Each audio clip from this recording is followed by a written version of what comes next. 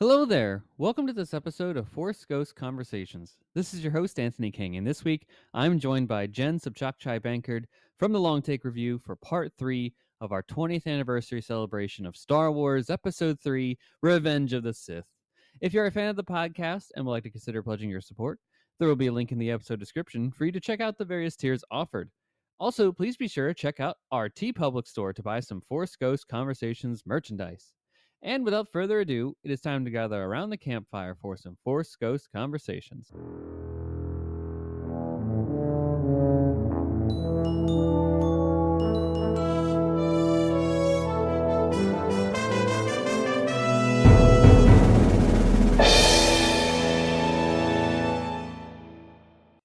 All right, everybody, welcome back to another installment of Force Ghost Conversations. We're continuing the Revenge of the Sith chats here. And of course, we are at episode 3, The Revenge of the Sith chats, a Revenge of the Sith chats. That's a whole mouthful to say. Anywho, we got a wonderful conversation here with Jen Sopchockchai Bankard from the Long Take Review. Wonderful podcast over there, so make sure you go support them over there. And of course, follow Jen's Substack as well to get more reviews about other things, and particularly in Star Wars. That type of content is available over there, and make sure you go support all that fun stuff that they're doing over there. And yeah, I just can't wait to dive into these conversations. I hope you've been enjoying them. It's been such a blast to celebrate this film, one of my favorite Star Wars films, and to celebrate all that it has with 20 years gone by. I can't believe it. And without getting into without further straying, I guess, from the main topic here, I want to get into some of the Cloud City gossip before we get into that big conversation then here. So ultimately, with less than a week to go, Star Wars Celebration is here. Can't believe it. Next Friday, technically, if you're in Tokyo, is when it starts. But because of time zone differences, we'll be experiencing that a roughly Thursday evening here in the United States. So we'll be following along. Make sure you're checking out our Threads and Blue Sky pages, which is where we will be doing a bunch of our live stream content, as well as Instagram. Not necessarily live stream, but reacting to the live stream. We'll be live threading and live blue skying those types of conversations. I'll be up at all hours of the night for Star Wars Celebration. It's a time that comes once a year, and I can't wait to be a part of the celebration with everybody. So if you're going to Tokyo, give us a shout out. We'll love to see and hear what you're doing. But we'll be safely and securely on our couches here at Force Ghost Conversations headquarters, celebrating all things Star Wars over the next weekend here. Also, next Friday, Light and Magic Season 2 drops. Where did the time go? And all this content's just coming our way. I love it. We got Light and Magic Season 2 next Friday. Andor Season 2 comes out on April 22nd. Revenge of the Sith comes back into cinemas starting April 25th. I cannot wait for all this. And Andor will be going on at the same time. Tales of the Underworld comes out May 4th. High Republic books are coming out. Star Wars Celebration, obviously, is too. Without even, it's a lot. It's mind-boggling. It's incredible. It's a time that if you told your younger self in 2006, post Revenge of the Sith, that something like this would happen, you'd be like, "What in the world are you talking about, Anthony?" But the fact that we're saying these cool things is such a wonderful thing to say and to experience, first and foremost. So we got a lot of fun stuff coming down the pipeline for Force Those Conversations episodes. So don't worry about any of that. We got a lot more conversations coming your way. But in advance of Star Wars Celebration, Star Wars did announce a lot of book news when it comes to this. Now, I'm surprised they didn't wait for Star Wars Celebration to announce a lot of this stuff. So that may mean that they either want to talk about this stuff while there, or they just want to get some things out of the way so that they can, highlight some other things too and give them the light of day. But hey, let's get into it here. So there's going to be a new book called Star Wars Master of Evil, and it is written by Adam Christopher, who did the wonderful Shadows of the Sith story that kind of bridges episodes 6 and 7 together. It's really excellent. I can't recommend it enough. And this is going to be about Vader. And according to the synopsis on StarWars.com, It's going to be chronicling Vader's haunting pursuit of the power to conquer death, and I can't wait to learn more about that. Perhaps more at Celebration here. The cover is fantastic. You can find it on StarWars.com. It's by the art was by Simon Goynard. Maybe I'll try and get my hands on a copy of like a poster or something like this because I think it's really awesome. I think you'll appreciate that. There's also going to be like this big Abrams two set book, big coffee table esque book, 800 pages. Holy cow! With a slipcase deluxe edition. For Doug Chang, the incredible concept artist for so much of Lucasfilm's work and over the last years, many years, and particularly with the prequel films.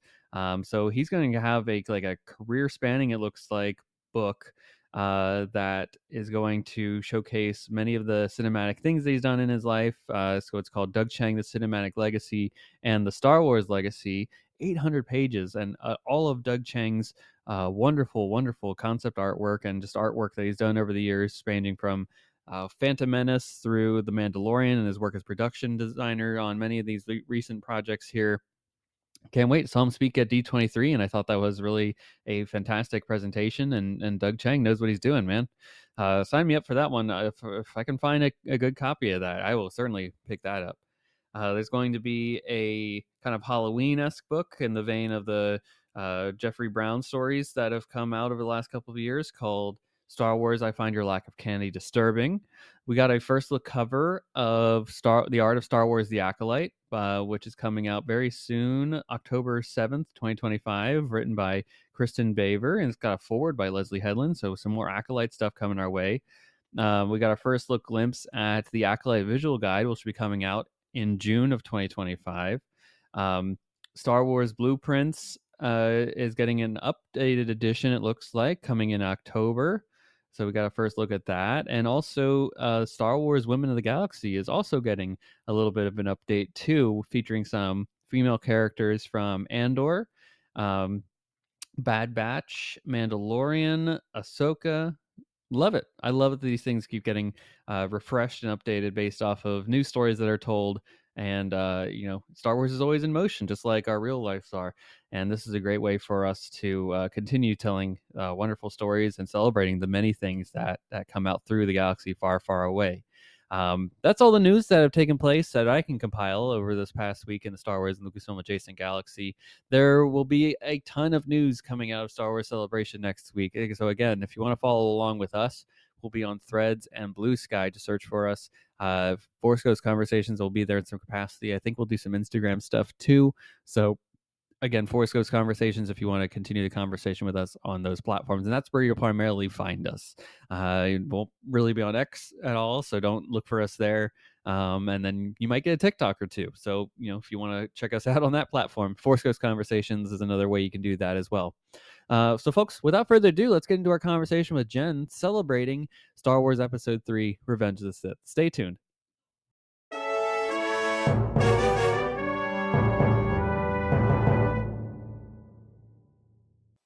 Welcome back to another installment of Force Ghost Conversations, everyone. Our Revenge of the Sith celebration is continuing on here. So we're at part 3 now, the Revenge of the Sith of the episodes of the Revenge of the Sith celebratory episodes, if you will. Follow along with me here on this one, folks.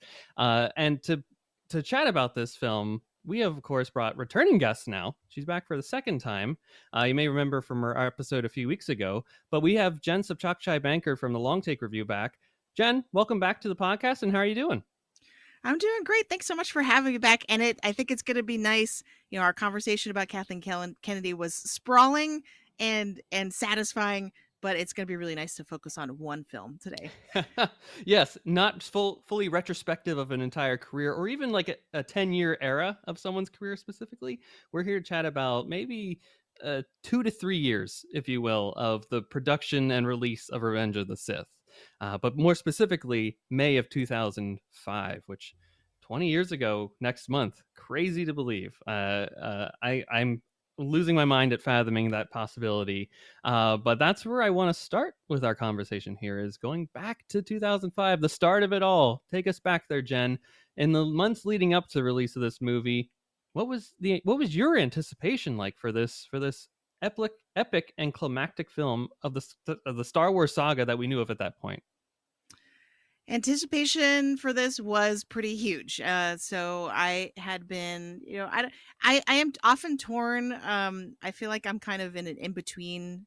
I'm not quite a prequel kid because Mm-hmm. I was a big fan of the original trilogy. I wore out my VHS tapes and Right. went before the prequels were a thing. But I would say that my fandom really leveled up and kind of became what it is today. Star Wars became not just a series of movies I liked and watched all the time, but a lifestyle Mm-hmm. Yeah. because of the prequel trilogy. So I had a inflatable Jar Jar Binks chair in high school that I got for my birthday that my cousin, this is a very distinct memory, my cousin viciously popped on our pool deck one summer. No. I No, I was was just about to ask. Do you still have it? no, Oh, it's very sad. And I forgive you, Trevor. It's okay. but not really. He probably does not even remember this. It's like, you owe me one. Go find it on eBay. Yes, but it really was like he didn't like Jar Jar Binks, and he took it Oh, he out on took it me. It out on him. was Oh, poor. Yeah, I think that's no, more what it no, no, was. no, no. Justice Yeah, for no Jar good. Jar. Yep. So yeah, and I collected the Pepsi cans, like, so it really was. Whereas before, like, merchandise and kind of making it part of my life in a bigger way beyond just watching the movies really wasn't a thing Mm-hmm. until the original trilogy. So the fact that this was the culmination of that in 2005 was huge. This was also the year I graduated from college. Oh, So okay. this was a huge graduation present for me. Nice. And despite being super busy trying to finish school and graduate, I knew that this was going to be right afterwards. So it was like Yeah. the light Yeah. at the end of the tunnel, kind of. And I had moved my Phantom Menace poster from every single dorm room I had been in college. Like As you I should. came with it freshman year, put it up, took it down, put it up. It got really ratty by 2005 because I had taken it down We and have put to up so see many it through, times. though. We were Yeah. buddies in this. So yeah, so the anticipation for this was very, very high, and it was at a very formative period in my life for sure. I love this because to spoil your co-host Greg Cass's episode here, I know we're recording this at a time before that's been released. He also was graduating the same year as this film was coming out from college. So it's interesting that back to back we've had people with that same kind of one story ends, another one begins kind of thing that this chapter of the Star Wars saga was kind of also doing at the same time too, where I'm going to say this to you, the same thing I said to him. It was like, in a way, you were like Uncle Owen and Aunt Beru looking at the twin sons at the end of this Mm, movie, looking off to the next adventure and being like, "What's next? I don't know."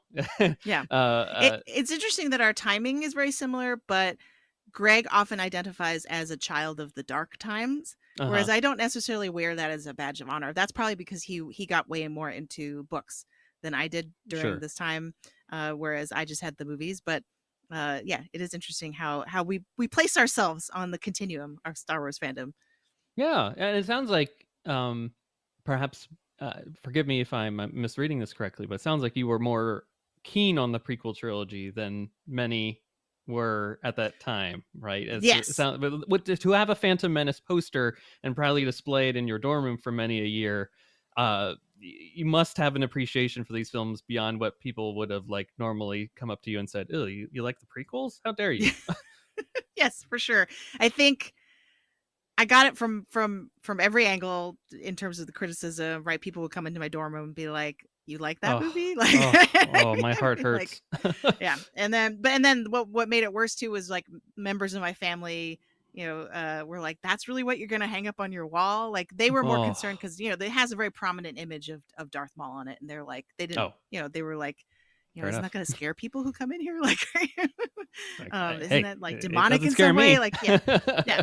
No, not at all. So yeah, and it's funny because I feel like I've gone up and down with how I talk about this movie with people because there Hmm. was a period where I kind of felt like I couldn't say that I liked these movies. Yeah, yeah. And especially kind of the more I sort of drifted into the world of film criticism, right? If you don't like, that's the predominant take, is that these movies are bad, right? Hmm. And they're not perfect by any means.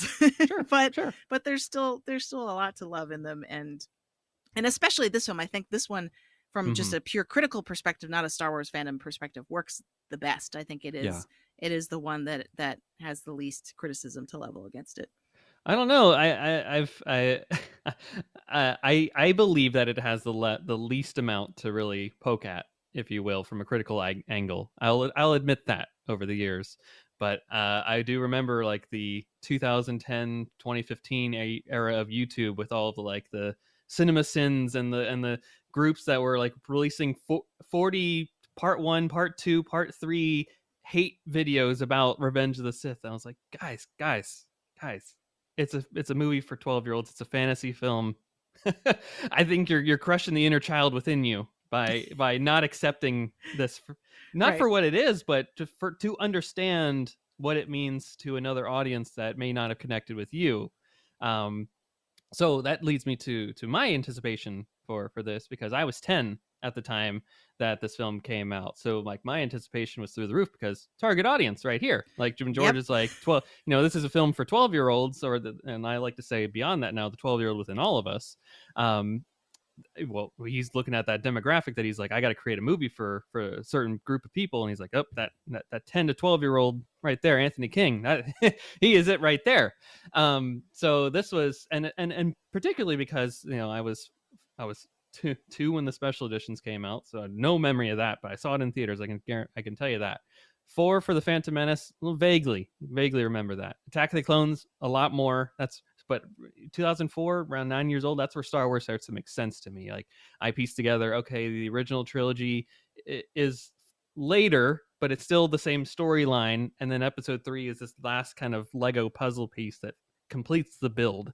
So that all tracks it. So then knowing that going into 2005, I'm like, all right, this is going to be awesome, because I'm going to be a part of this moment in time, this zeitgeist thing that is happening here, where we're getting to see a Star Wars film, but we're getting the conclusion in this narrative that people have been waiting for over 25 years to this point, to see things come together, how things came to be. And I was like, this is awesome. I can't wait.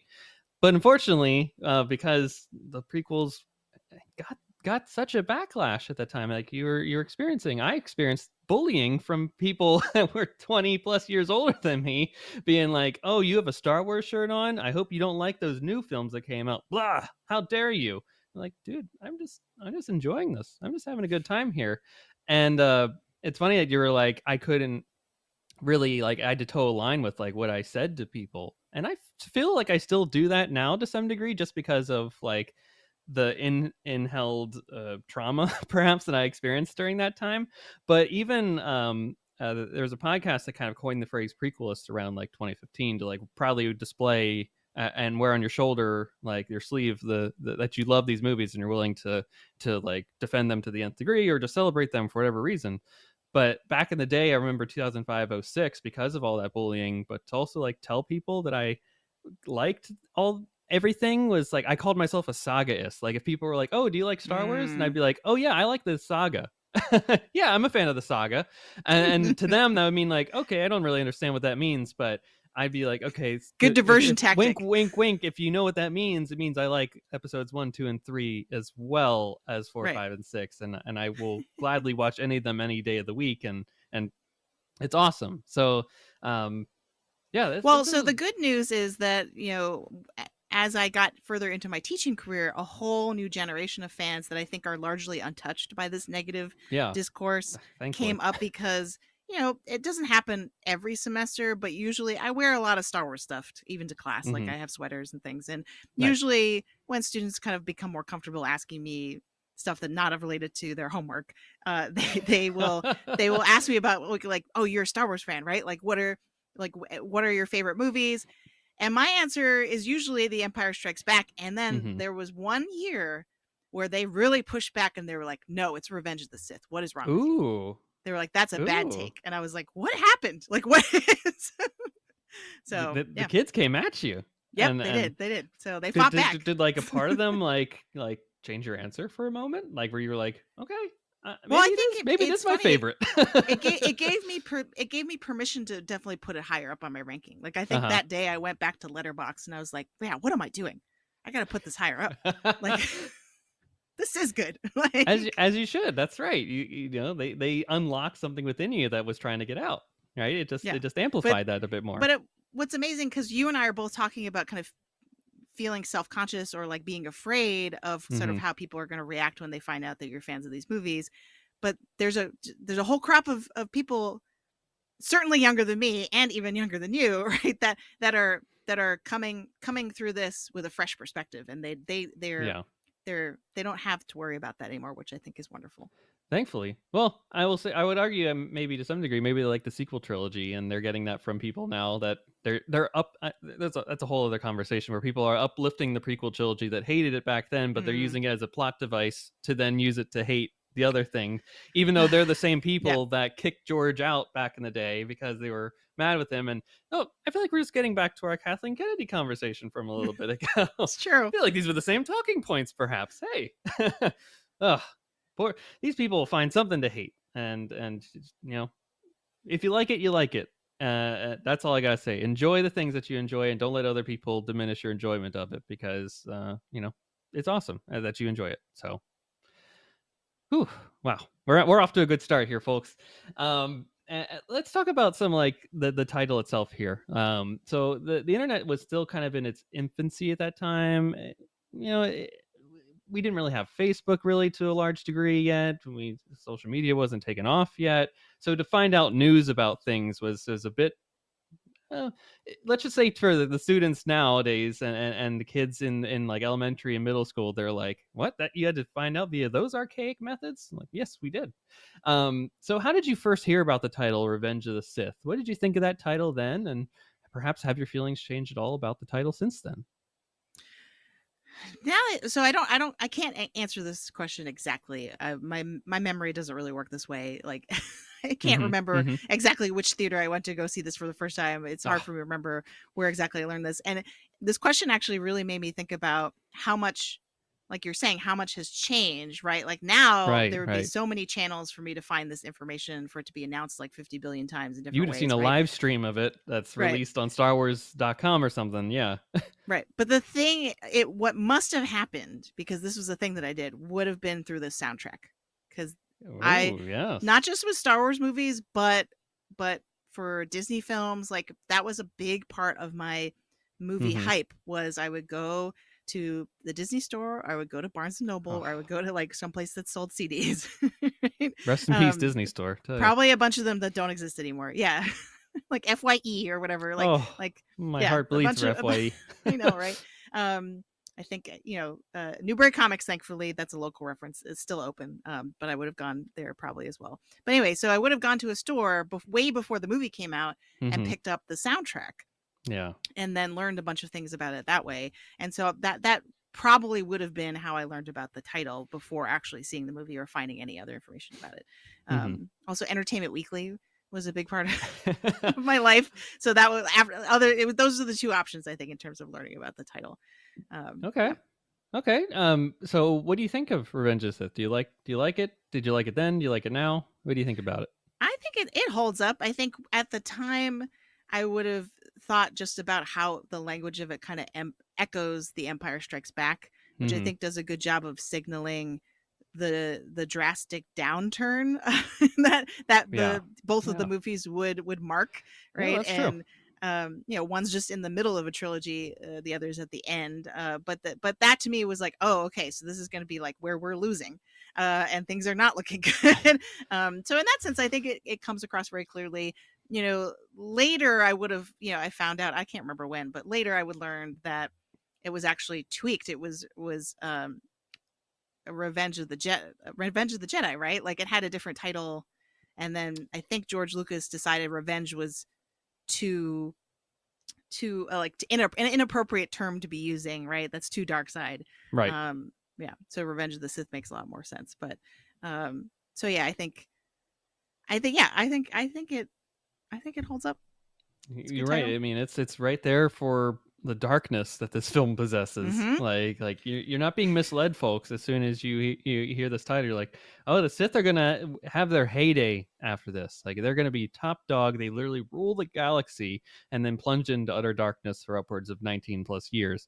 The whole dark times that we see in Andor and Kenobi and Rebels and Rogue One, all the way up through basically Return of the Jedi, is caused because of this moment in time here. These apparently this film only takes place over the course of like 7 days. It's crazy. Pablo Hidalgo Oh, once like said that like a few years ago, and I was like, "You blowing my mind here," because I thought it was like 8-9 months that like this film months? took Yeah. place, and Interesting. Yeah, I no, guess no, it's like 7 days. there's there's no timestamp that pops up, I guess. So who's to I was say? like, how But Padme tells him she's pregnant, having the kids like 7 days later. How's that possible? It's like, oh, she only tells him that she's pregnant at like month right. 8.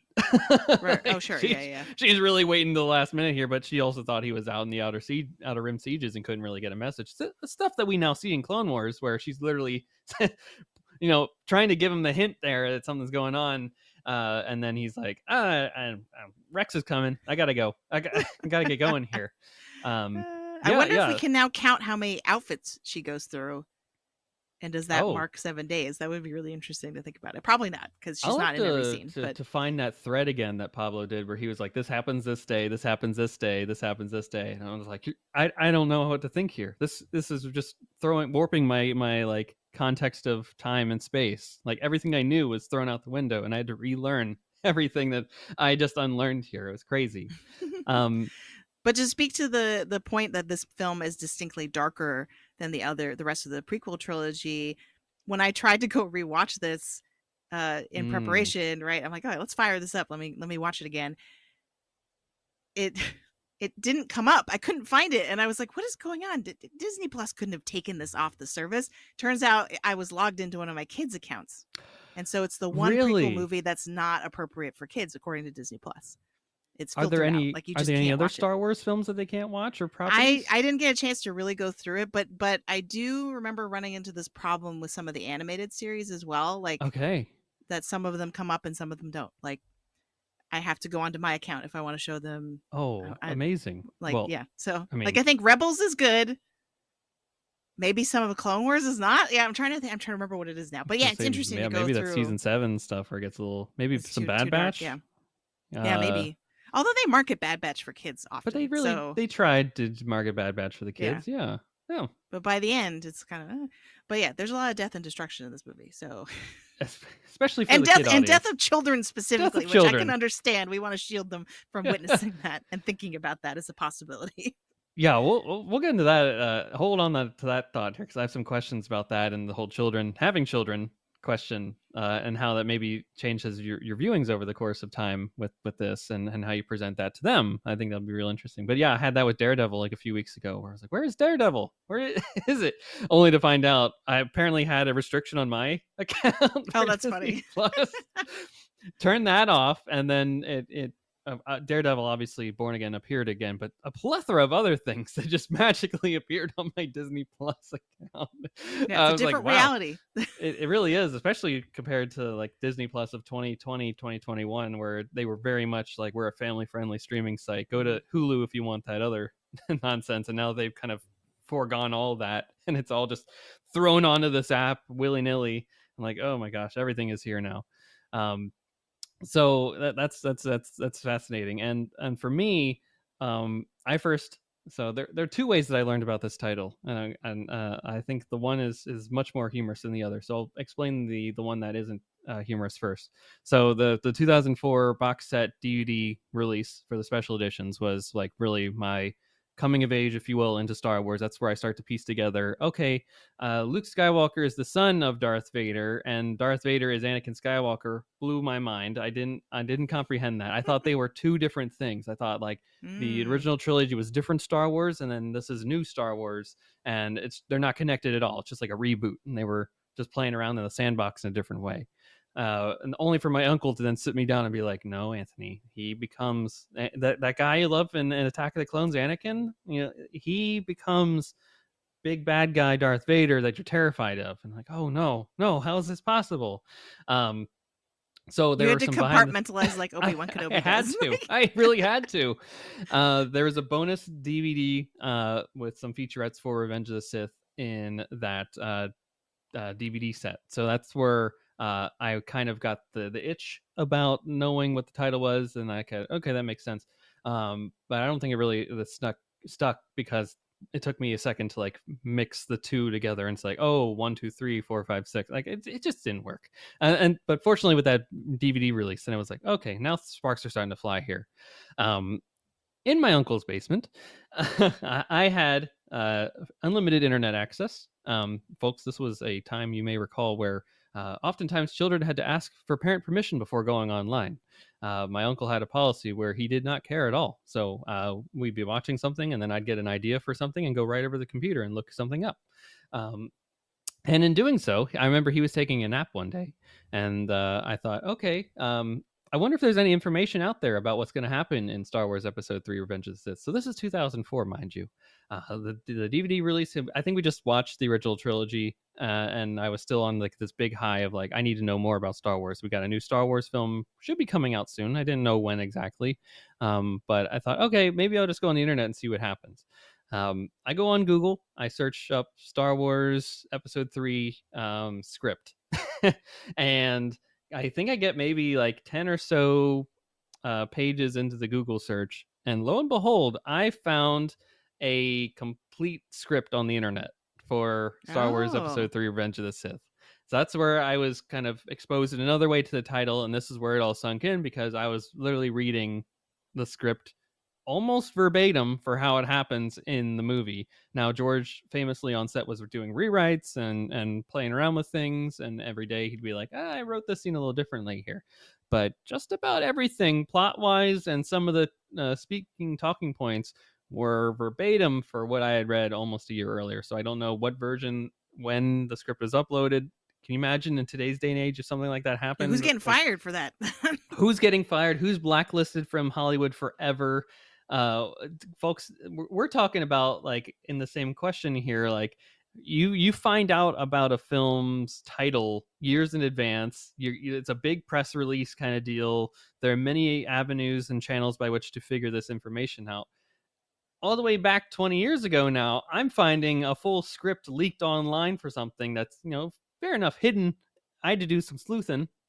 But if I was able to find it, perhaps other people were out there able to find it as well. And like, I was like, okay, I know there's going to be this Mustafar planet. I knew that Padme and Anakin were like, I knew Anakin was going to kill Padme, or like it was going to make it seem like so. I knew she was pregnant. I knew some of the outfits she'd be wearing because of that, and how she'd use her like gowns to try and hide the pregnancy so that it wasn't found. I knew Anakin would cut Mace Windu's hand off, and that's kind of how the whole thing would start off. Um, Wow. I, Did I did knew. that make did that make you disappointed when you actually saw it for real? Oh no, Or were Jen! you just Jen, it excited? Okay. raised my Okay. expectations through the roof because first off, I didn't tell anybody. Just because like there was a chance it could be wrong, so I didn't want to like go on the playground and tell my friends like, "Hey, I know it's gonna happen," and then I tell them, and then they go see it, and then they come back to me on Monday and they're like, "You dummy, that didn't happen at all." So I wasn't taking any chances there. Also, there was a part of me that felt guilty. I was like, "Oh, maybe someone's gonna come knocking on the door. How dare you look this up?" So I was trying to play it coy and be really respectful of what I'd seen, and not spoil anybody else to it because maybe they didn't want to experience that. But it definitely made me all the more excited for the movie. It didn't ruin any of it. So opening night, when I saw this movie, 7 p.m. movie E Town, Elizabethtown, Pennsylvania, I was enthralled from you know Star Wars Episode 3, Krog's War, all that fun stuff, heroes on both sides, all the way to the Twin Suns. I was glued. There was time was gone. I was just a part of this moment in time, and I was floating through the clouds in the Skywalker saga. That to that point that we knew of was coming to an end. But it was also fun to be like, okay, that happened. That happened as was foretold. Here's what was happening here. All this and all that stuff here. So I will say the best part though was the fact that because and you study Hollywood and all that stuff, and through your work with the long take review, so scripts don't necessarily share action too well. So they'd be the script. I think was very much so like there was this fight on Mustafar. Anakin and Obi-Wan have this climactic lightsaber duel. That's basically all it said. They can't write out like, oh, here's the choreography, here's the things that are going to Right. happen. So to see that was I like it blew my mind. It was so eye awakening. Like I Right. was like, okay, I had in my imagination what could have happened, but to see that then play out was a fully different experience from just reading it on script. Right. So I guess the moral of the story is it's okay to discover a leaked script don't go looking for storyboards. Yeah, yeah. That's Yeah, too it's so far. It's going weird. too far. We live in such an age where if people are like spoiled to a cameo, it ruins Mm, everything. They'll be like, this movie's ruined for me. I'll never enjoy it right. again. It's Whereas like true. I knew everything was going to happen. Right. Spoiler culture as we know it today did not exist at this time, which is hard to remember to think about because it seems so Clearly, it second did. nature now. Yeah, full script was out there, folks. You could have knew everything about this movie upwards of a year in advance, and lo and behold, yeah. It talk about the zeitgeist of 20 years ago versus now. Like if someone had leaked, no, I don't know if the accuracy is true or not, but I know some folks said there kind of was some Avengers Doomsday concept art that was released a few weeks ago. Perhaps was real, perhaps wasn't. Time will tell if it was or if they re-scrapped the entirety of the movie just to Mm, avoid that. Which I know sometimes these execs are doing. They're looking at social media and seeing where like fans are theorizing, and just to try to stay one step ahead of them, they're like rewriting scripts and tinkering with story beats just to because fans, if they predict it, they'll be like, "Oh, I got it. You didn't you didn't trick me here. What are we paying you for? If I could figure this out?" And I'm like, "Dude, it's hard enough to write a script. Trust me." They'll let them do what they're doing, and it's okay if you. I'm of the mind where it's okay if you pick something out because sometimes the obvious choice is the obvious choice, and just let them execute it. I think there's some people that are like, they watch a show on Netflix and they're like, "Oh, I saw that coming from a mile away," and it's like that's okay. I saw it too. It doesn't have to be a problem. right. So my question for you is, I'm picturing young Anthony carrying this massive burden and not telling a single soul about what you knew or thought you knew. Yep. Did you, when you saw this movie for the first time, leaving the theater, did you like blurt it out that you knew about this before, or like did you talk to anybody about this afterwards? I'm pretty sure that I told my mother who took me to see the first viewing that I read a script for it, and she reluctantly took me to the movie. So I don't think she cared at all. So I was basically talking to a wall, if you will, about this process This here. is a very yes, dear kind of. Yes. So my uncle was getting married the next day in Pittsburgh, which is a 4-hour drive away from where we were at. It was very much a fight to go see the film on opening night because I was like, I cannot. She was like, "You'll just go see it next weekend. It'll be fine." I was like, "You don't understand, Mom. If I don't see it tonight, I will have to talk to all my friends on Monday and not have to talk to them at all because they'll be talking about the movie.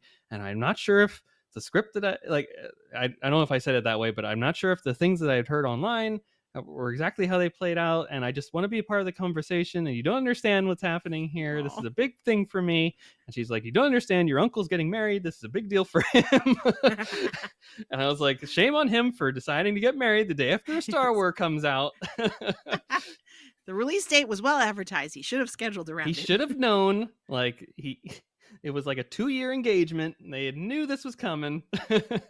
So, yeah. I think that's how it went. I think definitely that Monday, we're talking to friends on the playground and at the lunch table. We were definitely. I was like, "Hey, so I knew a little bit of this here and there." In the weeks leading up there, and they're like, "You didn't tell us. You didn't tell us this was a thing." And I was like, I had to make sure. I had to verify my source before coming to you all. I didn't want to be a fool. So anyone listening, just know Anthony can keep a secret. I You can. can hire him to keep secrets for you. I'm the anti Tom Holland when it comes to keeping secrets.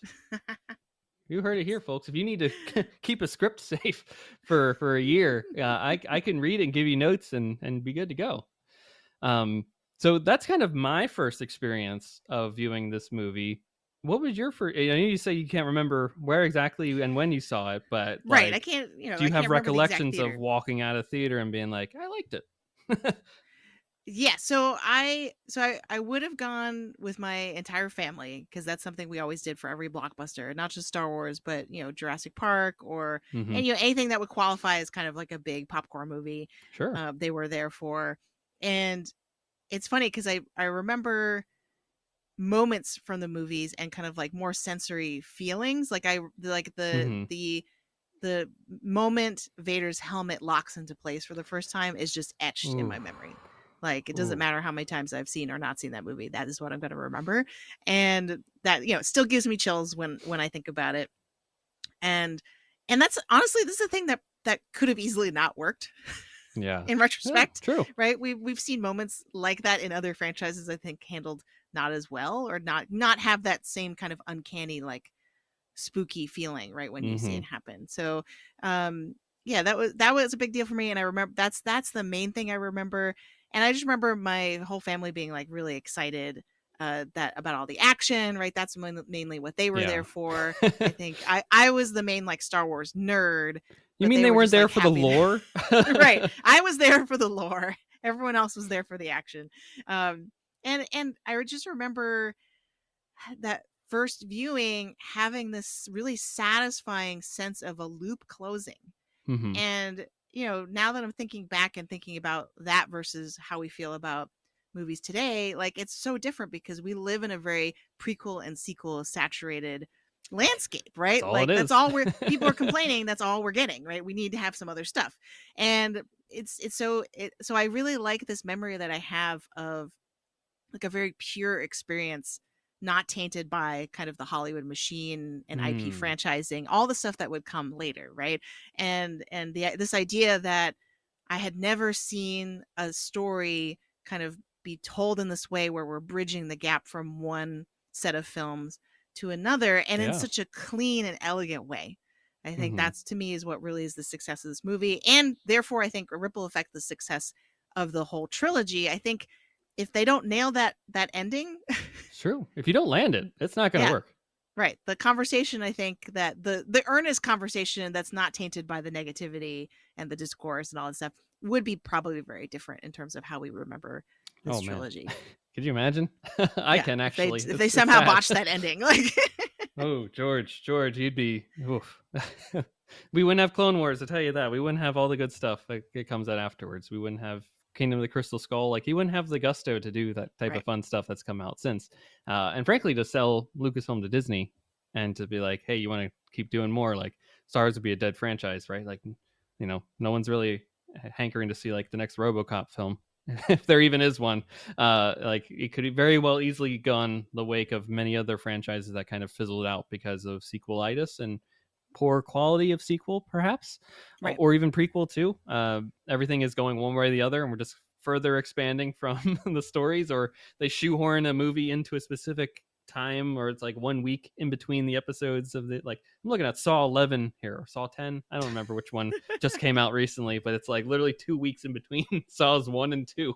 I'm like, oh man, we're really we're scraping here for like a single moment for here. And I know, of course, Star Wars has done that a little bit too here and there with Rogue One and various other things, but um, this was a different time in the way that Hollywood produces things. Now, George famously, I think, is like, I'm an avant-garde indie filmmaker, so to do a prequel, to tell your original story, no, you're going to do that back in the early 80s and throw an episode 4 on top of things and really confuse people.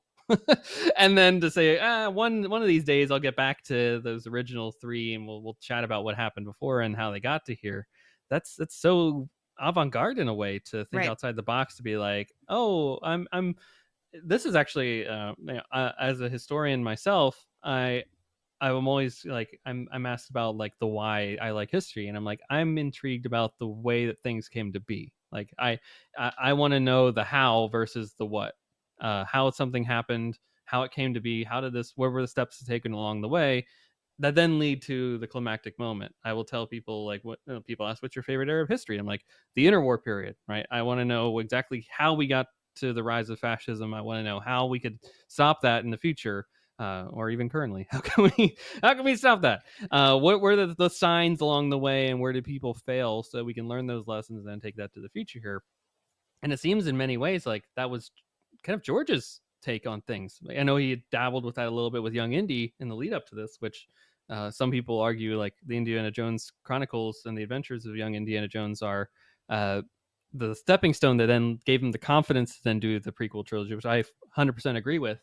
And then to showcase, like, it's a big bold step to first off make, to tell the story of your villain and make him the lead character of your entirety of the saga, but right. also to start off with him being a 9-year-old boy and then make these huge time jumps along the way, like there aren't just 1 year sequential after each other, and then tell this riveting story that just encapsulates an entire generation of fans that keeps it going to this day. I mean, took a lot of gusto, I'll tell you that.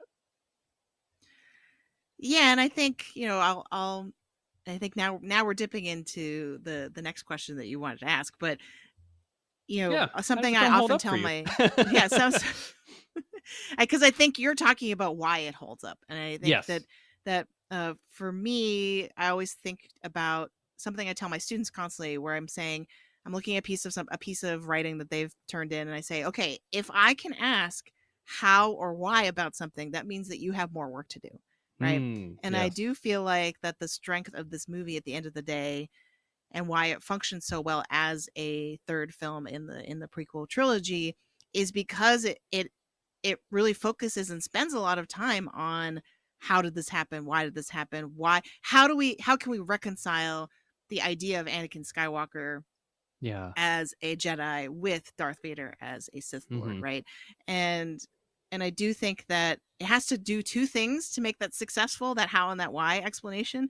It has to be Mm. believable, right? In Sure, terms of sure. like, well, that makes sense. That actually makes sense now that I'm watching it, that someone who everyone thought was the chosen one and was so good and people really liked, then became this other thing that is so very clearly villainous and evil, right? Hmm. So it has to, the reasoning has to be believable, and I think it is, and we can get into a little later why what that reasoning is and why that's believable. But the other thing is, I think it has to also be really upsetting, right? For this to work. Absolutely. It has to be Absolutely. tragic. It can't just be like, oh yeah, sure, I guess that happened, right? You have to be like torn up about it, kind of. So, Right. It yeah, has so to that's why devastate the I think, yeah, galaxy. yes, and us as the viewers, and right? Like, and us. Yeah. I think we have to be sufficiently attached to the idea of Anakin Skywalker in order for Darth Vader to feel tragic and not just a Hmm. circumstance and a fact, right? So that's why this ultimately holds up for me. I think, a lot of people point to that out of the three movies, this one is the best paced, has the strongest structure, right? Sure. And that all makes sense. But I think at the end of the day, it's this kind of emotional core of like the explanation of how Anakin. I think that is all Hmm. clicking to place in this movie, right? Because there's so many 100% seeds that agree. have been planted with the relationship between Anakin and Palpatine, and also the mistrust, or kind of the what Anakin kind of interprets as the dismissal from the Jedi Council, Hmm. right? Hmm. And this movie very cleverly like has all of that kind of collide, right? And it's the Love it. perfect timing, the perfect storm of, you know, just as like Anakin is literally telling Mace Windu, "I found the bad guy. And he's Can I like, come "Are you help you?" sure?" And he's like, I don't know if I believe you. Like, If you tell please me hold." if what you've told me He's is true, then you'll have earned my trust. I'm like, yes, what? exactly. He said essentially says, please hold, and I'll get back to you about that, right? Um, and it's like, it's a perfect confluence of his fears about death and having lost his mom, Hmm. and worrying about Padme dying in childbirth, and then Palpatine is there just at the right time to kind of appeal to that fear, Yeah, and then at the juxtaposing same Yoda's time, yeah. terrible therapy session. Oh, yeah, that's tough. Yeah, and it's this thing where like the thing I noticed at this rewatch in particular was there are so many references from Anakin to the Jedi way or the Jedi Hmm. code. Yeah. And so that's kind of the brilliant thing about the storytelling here, is that there's an interpretation of what he's doing where he really is just trying to do the right thing, right? To him, Hmm. he's like, no, that's not the Jedi way. Why would you do that? Mace Windu, why would you kill somebody? He's unarmed. He must stand Right? trial, right? He's Right. telling him right there. Why would you ask me to spy on somebody off the books? That doesn't sound like a Jedi thing, right? Like there's all these things that are And they're kind of like, we're at pushing him war. and Like, what are you pushing talking about? him. Right. So I think that's why the why and the how works ultimately, is that there's a lot kind of converging in this movie in a way that really works. Yes, yeah, you're 100% right. Like the tragedy of Anakin Skywalker, it's heartbreaking. I have said this before, folks, but I'm going to say it's Jen here because it's the first time you've heard me say this. But it's um, every time I watch this movie, there is a point in the movie where I have like this inner hope that it will go differently. That Oh. Anakin will choose something differently, or someone will make a choice. Well, someone else will step up along the way that will either listen to Anakin or be something that he can, bounce ideas off of, or just something differently. Because I'm like, every time I point out a new flaw that someone could have done, or I think through, like, Anakin should have done this slightly different here, it may have changed the course of things. Clone Wars season 7 doesn't help that at all either, where you start to see now the Ahsoka interplay of everything too, which I think is a really eloquently executed way that they interwove those stories together that only enhances, I think, what And Revenge is trying to say here. Mm-hmm. So it just adds to that, like, that utter tragedy of this character that then leads to the ultimate payoff, which is the suffering. I think that I think that's what George was kind of telling the audience, that people create this, like, we not just the audience of Star Wars in general, but humanity loves villains. We like put them up on a pedestal even though they do terrible things, right? Like, I think, like, the Terminator, right? Like, that's a character that people really like. The Punisher is a character that arguably is a villain. People throw out anti-hero, but I don't really care for that term too much. You're either a hero or you're not. I don't think there's like this middle ground. Like, if people say Right. gray Jedi, I'm like, you're either a Jedi or you're not, right? There's no in between here. You don't just straddle the line. You're something else, or you're a Jedi, or you're not a Jedi. Just pick one. Um, and I feel and and like yeah, Ahsoka go ahead. Tano would maybe disagree with that, but You know, I, we can have that debate. right, right. That's um, it. Yeah, that's not for today's debate. exactly. And so, really, George is saying, like, there's always someone behind the mask, but for you see, I'm not saying you, but people see this character, like, they see the hallway sequence in Rogue One. Awesome, right? Terrifying, gets to the core of what Vader does and exemplified at that time, right? He's this bodyguard, etc., of the Emperor that goes out and does his willing, without any hesitation, and just cuts people up in half and all that stuff, and people cheer at that. Right. In reality, though, there's a guy underneath that mask that is, like, literally in tragic pain and suffering as the result of his choices and actions. He chose to side with the devil, as George would say, and as for that, he's living out his life in utter hell. The rest of his life in utter hell. And it takes his son, a couple people along the way try, but it really takes his son that ultimately is like, I'm not going to stop believing in you, to then pull out the good person that was Anakin 20 plus years later. So yes, ending everything as you said, that this film works because it teaches us the prequel trilogy overall teaches us the empathy for a character like Anakin Skywalker, so that we then appreciate the sacrifice that and choice that he makes in Return the Jedi all the more. The prequels make that ultimate climactic moment the most satisfying thing ever in the Star Wars saga, in my opinion. Now, obviously, I think the sequel trilogy is great stuff too, but in terms of, like, that climactic, throw a dart at it, this is what the saga represents overall: is that it doesn't matter what you do in life, you can always be a force for good. You can always choose to be better. You can always see something in front of you that you don't agree with, and you can pick the Emperor up and toss him out. Mm. So I think that's exactly, your analysis is spot on here for why this film works, and why it continues to work over the years too.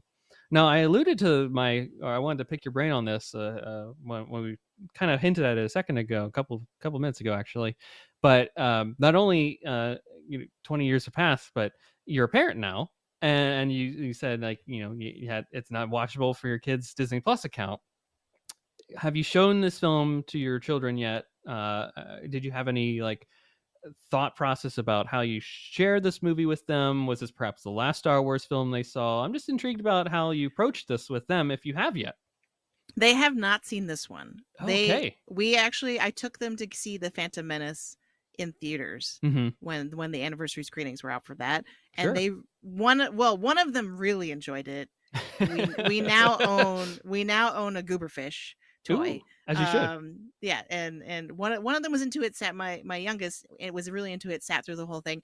My oldest was on board until she realized Qui-Gon was out, and then was like, I don't like this. Oh, I don't like. okay. So yeah, which kind of tracks, like my oldest is much more sensitive about Mm-hmm. the concept of death, and Sure. and violence and stuff like that. So I can't remember. They've definitely seen parts of Attack of the Clones, Mm-hmm. but probably not. They haven't sat through the whole thing. But yeah, this is the one I hesitate because two things. One is I don't know if I want them.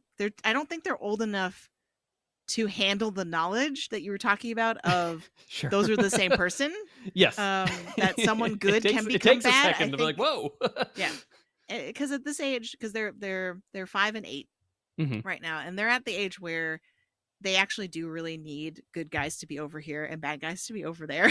Yes. Like yes. the blurred simplicity of lines that. are a little Yeah. difficult. Yeah. Yeah. So I'm worried what that will do to them if they see it. True. Yeah. And yeah, and the idea that of Luke and Leia's, because they have seen we haven't made it all the way through the original trilogy. They've seen at least the first two acts of A New Hope many times in an attempt for me. This is gonna be the time we're gonna finish it. And they're usually like R2. It's a cool space battle at and the end, then, guys. You gotta see that's it. true. Yeah, they just need to hold out. And part of it's just an attention span thing too. They're already part of the short form media generation, unfortunately. Yes, we'll fight through it. There's a dagger in my heart every time they're like, "Not another movie, Mom," and I'm just like, "You're killing me." Oh no! Like, oh killing no! me. Just think about it. It's just 4 TV episodes. Yeah, that's we can do that. Yeah, that's maybe I just need to start lying to them, being like, "We're gonna watch a show," and then they'll be like, "Great!" In and one then they sitting. realize, wait a minute, yeah, yeah. So yeah, so I do hesitate. But this one is, as I mentioned earlier, distinctly darker and more violent, and has a lot more mature content than the other one. Yeah. So I don't know when will be the right time, but we at least got to get through all the animated stuff first, I guess. Like you got to get through A New Hope. Yeah, that's true too.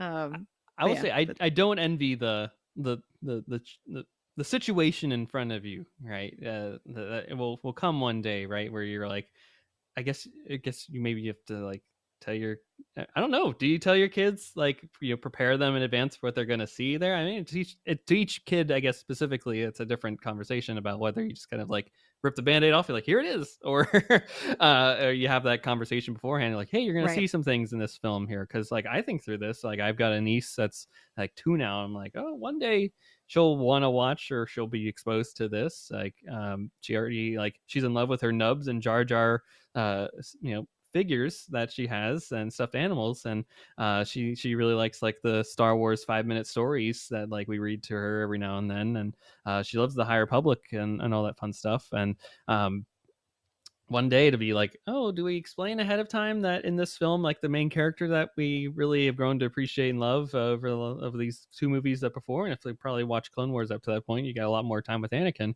But in this film, he's going to cut off the hand of his he's going to cut off the head of somebody, but they're a Sith, so maybe bad.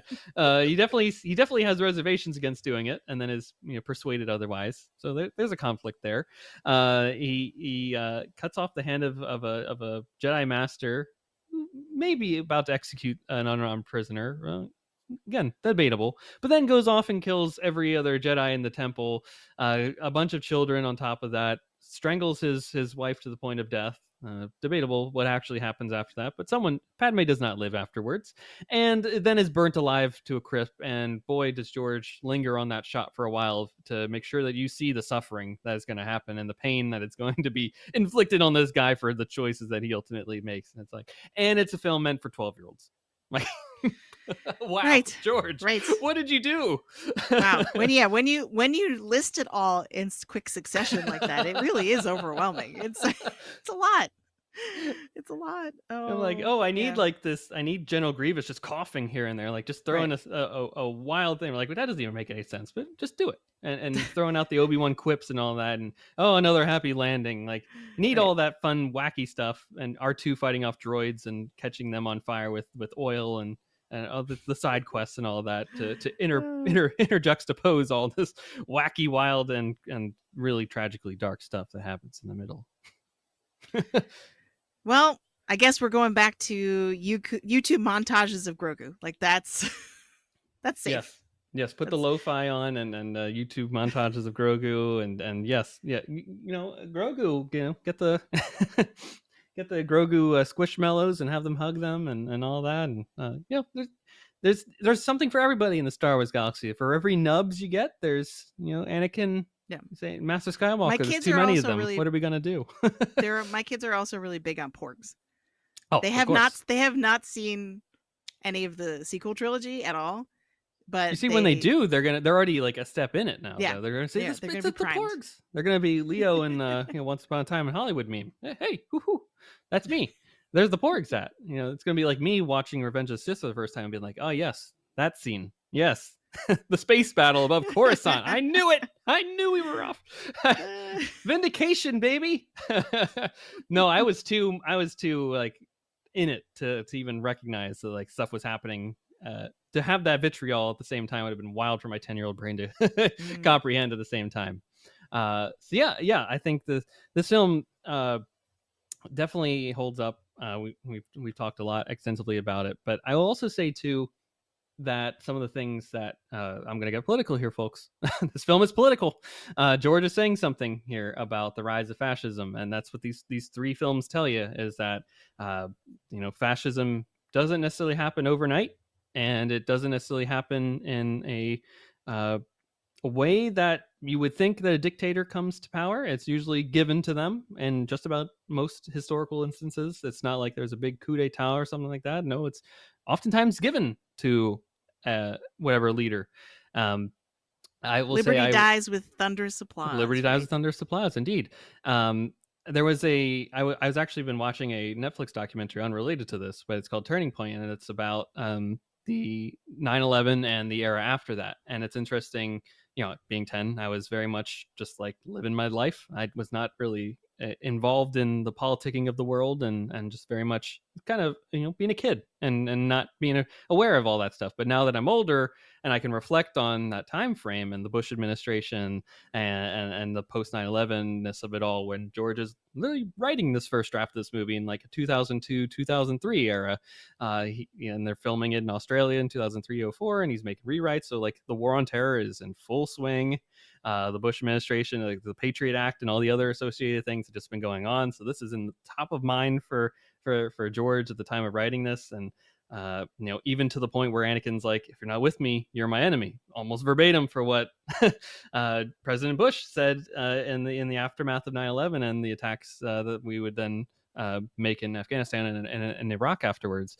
So just really interesting from the historical perspective of like, okay, this is the mindset that George was in, and this is what he's trying to like. He's seeing these things happen in the world, and these are influencing him. So now he wants to share it with us via this space opera fantasy thing about how these things can affect our modern world.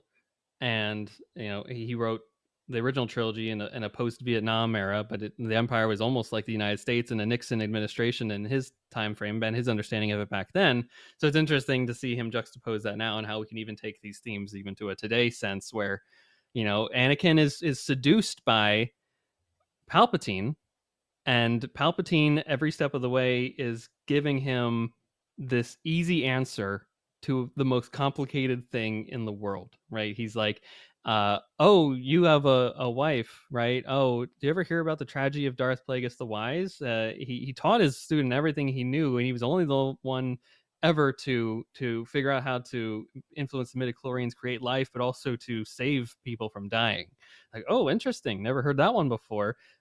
Learn to use the dark side, and I'll tell you how this will happen, right? And then he offers him this simple solution for the most complicated thing ever, and that's something that fascists and dictators do. Is they say, I'm going to solve all your problems for you, give me this power, and then we'll do it. And then you give them the power, and then as soon as that happens, Anakin cuts off Mace Windu's arm. He gets thrown out the window, unlimited power. And then he's like, oh, to cheat death is something that only one person has done. But if we work together, we can figure this out. He's already going back on his statement already. And then later he's like, okay, go to the temple, take out all the Jedi, and then you'll be strong enough in the dark side of the Force to then we can figure out this out. And then just ultimately Padme's dead. And I don't think ever Padme was going to be a part of the situation anyways, based off of Palpatine's smile at the end. So like, I don't think this was ever going to be a part of the long-term plan. But again, back to the main thesis of this all, simple solutions for complicated problems. Like there's a reason democracies are tough and they take times to figure things out, because complicated problems require complicated solutions. Otherwise, if they were simple, they'd be fixed right away. So folks, I take think that as the you other will, as you go into your daily lives. the other key component to add to what you're talking about is, Palpatine really understands how to exploit Anakin's fears, Yeah. right, and his perceived disenfranchisement. Yeah, So you got that right. right, the idea, and that's a big parallel that I would draw to our current moment and to a lot of people in our current moment, and the idea that the Jedi Council doesn't trust you, but I trust you, right? Mm-hmm. Oh, the Jedi They Council don't is not trust you, do they? yeah, exactly. They asked you to do And something dishonest. right. Right. And to sort of say you deserve, and it's very telling that he's the one that suggests that he should be on the council, right? He basically makes it happen, and then that does bad things for Anakin on both sides, right? It It shifts the both balance. Yeah. props up the idea that he deserves it, and it's an outrage that they're mocking What? him by putting him on the council but not granting him the rank of master, right? But then from the Jedi Council's perspective, it's also just as damaging, because they're sort of seeing, oh, he's Palpatine's puppet, he's getting special treatment, right? He's acting very entitled, and so like it's just bad all around, right? It's so bad all around. Like even they're like, we shouldn't put them together. Like, where are you? This is your own fault. You didn't have to put him there. You could have sent him to go out and face, Grievous out on Utapau and all that stuff, and sent Kenobi if you trusted him more with the most, arguably dangerous task ever. And then when he tells you, which you were kind of suspecting, like you wouldn't have put him together if you weren't like, this chancellor is up to some nefarious deeds. Like they didn't have him spying for no reason. They were hinted Mistakes to something, were made. and mistakes were made. Exactly. The Jedi, man. Oh boy. Well, off the soapbox here, I will get down for now, and let's chat about some of the arguably fun things that this story was trying to do, filling in some of the gaps that we were saying, like, okay, this film is trying to connect 2 films to then 3 films, so it's in the middle of this midpoint here. So it was responsible for filling in many of these gaps for Star Wars to complete the saga at the time. So we're talking Order 66, The Birth of the Twins, Anakin versus Obi-Wan, just to name a few. So heading into the movie, which reveal were you most looking forward to and why? And did the answer that you receive live up to your expectation? So I think the thing I was most looking at, there were a lot of choices here. I was kind of torn about it, but the thing I ultimately landed on was the explanation of or the truth behind what Obi-Wan tells Luke in A New Hope about Anakin and Darth Vader, right? Gotcha. So that was the thing I was really looking for. I'm like, okay, like what's how is what we see, what we witness is happening in this film, how is that going to compare or stack against the explanation that Obi-Wan gives to Luke about that Darth Vader killed Anakin Skywalker, right? Yeah. And I think it more than delivered on that, in the sense that the whole sequence of Obi-Wan fighting Anakin on Mustafar, and that's arguably some of the most heartbreaking dialogue is between the two of them during that scene. You are my brother, right? Like all that stuff. I hate you. And Ugh. it really put so much behind that, the lines that Obi-Wan has in A New Hope, right? In a way that I thought really worked. So that's my thing, is that and granted, like memes aside, right? Because a lot of memes have come out of that scene as well. You underestimate my power. Yeah. But yeah, what about you? So I actually have a follow-up question for you first here. Now that the Kenobi show is out, it kind of recontextualized some of those comments that were made. Did that enhance your understanding of how this all plays out in the story of Star Wars itself as a linear thing, or did it detract? I'm just curious in follow-up to that. I think it definitely didn't hurt. I know there were some folks that were pretty critical of it and saying that it was of sort of a violation or an undermining of what we already had. Sure. So I think at minimum it does no harm. I think it and to me, honestly, the beautiful moments between Obi-Wan and young Leia in that series Mhm. are worth whatever Yeah. whatever recontextualization we had or additions we had to make to that. I do agree that it is a sticky. It becomes stickier and stickier kind of the more that you're boxing yourself into a corner in terms of Right. storytelling continuity. But I think I accepted it. I wasn't mad about it. Good. I'm not mad about it either. And then my other follow-up question is, in the early days of YouTube and the internet and all that stuff, or at least once the internet is less in its infancy, um, were you privy to the edits of like Obi-Wan, or he'd say those lines and then they'd like juxtapose like an edit where then they flash back to the prequels and showcase some of that stuff? Oh, I Did you have watch any of not those seen back in the those. day? Oh, I'll have to No. send you a few. I'll find Okay. them. Okay, cool. So to answer your question, which one was I most looking forward to? Just because I knew a lot of these were coming, I will say again, just the thing that, because you can't write action, I was most looking forward to the Anakin Obi-Wan. Because that was kind of just in the centerpiece of the marketing too. There were just, that was heavy in the trailers, so I was like, okay, big action sequence in a lava planet, that all looks cool. I just think like for me, this is the moment that had to like really solidify, like, okay, this is the prequel trilogy. We've had wonderful choreographed lightsaber sequences, but these are two Jedi at their prime. You have arguably the best Jedi fighter that's still alive. You have arguably the best Sith out there that's still alive, right? Because Palpatine's Ian McDiarmid is not the best lightsaber choreographed person. I know they were speeding up the action sequences just so that they could make it look better than what it actually was. Ian McDiarmid is a trained Shakespearean theater actor. This is not his forte, but he did the best he could, and I appreciate it. But speaking of it, but then on the other side, you have to have these two guys that are at the prime of their physical power and prowess going at it, and it lived up to it. I think it works. It's plus you have the Battle of the Heroes soundtrack going on in the background. There's some Duel of the Fates that interposes in there too, and then it leads to, like you said, that climactic moment where you underestimate my power, I have the high grounds, what are you doing here? And then jumps up. Oh, add that to the trauma list too in this movie, where the main character literally gets his arms and legs chopped off before being rolled down to the edge of the lava area and then catches on fire. What's one more thing to add to this mix? I don't know. But for me, that's what worked. And it did work. And it worked so much that when the DVD came out, my buddy and I, we got Nerf bats, because the plastic lightsabers you could buy from Kmart at the time were very much painful if you hit yourself with them. And we learned back in the day, kids, we had portable DVD players instead of like just pulling up something on our streaming devices on our phones. So I had a portable DVD player that we went in my driveway, pulled up put in the DVD for Revenge of the Sith, and went frame by frame in this to learn the choreography of it. And that was a great afternoon. Oh, that sounds so fun. Yeah, it really was. I wouldn't have had any friends game to do that, I think. You got friends now. I know, it's true. Let's make it happen.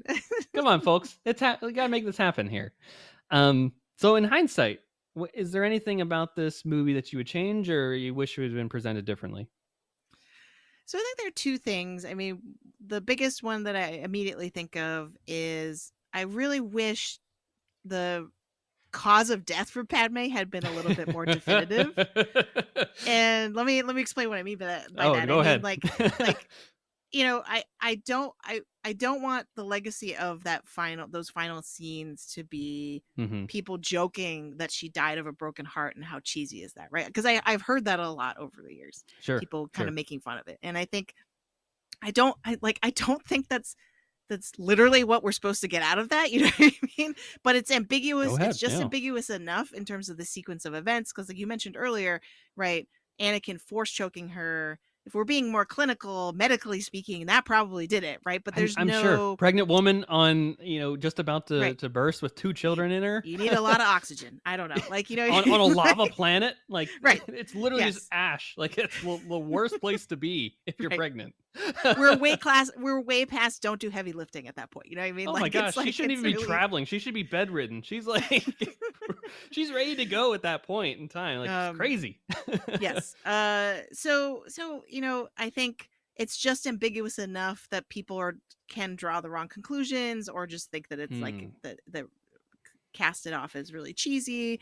But so that's the thing I would just want more the filmmaking to have a little bit more clarity. And I'm not saying we need like a cut to the autopsy report. That's not what I mean. I just mean that like you don't want the to droid kind to of be have like, the cause and effect be a little clearer, right? One way or the other. It's not so much like what the actual cause is. I just would like a harder answer on it. Sure. So that's the first thing that I think of, and then the second thing is, Mace Windu gets a lot of flack, and based on what we see, kind of rightly so. And so Sure, I just want better for him. You know what I mean? I wish we had just toned down his dismissals or his like stubbornness and with Anakin, and that it wasn't so easy for Palpatine to be like, yeah, you don't want to be with this one, guess this guy, you want to be with me.